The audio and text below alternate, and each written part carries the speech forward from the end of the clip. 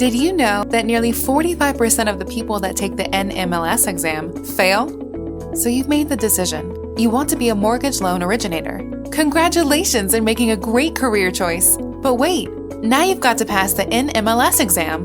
The truth is, the NMLS exam isn't for wimps. You have to pass with a score of 75% or more.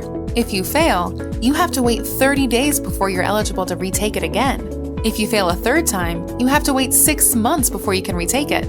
On the average, over 60,000 students take the exam, and nearly 45% of them fail. With over 15 years, more than 10,000 students, 5-star reviews, and a 92% pass rate, we are absolutely the best at helping you meet this challenge with 100% confidence and 0% confusion. Our online 20-hour pre-licensing course is approved by the NMLS and arms you with unbeatable confidence to ace the NMLS exam. It's the only online NMLS 20-hour pre-licensing course that gives you cutting-edge coaching and community, so you can master both mindset and must-know MLO concepts to ace your NMLS exam, even if you have no real estate or prior mortgage experience.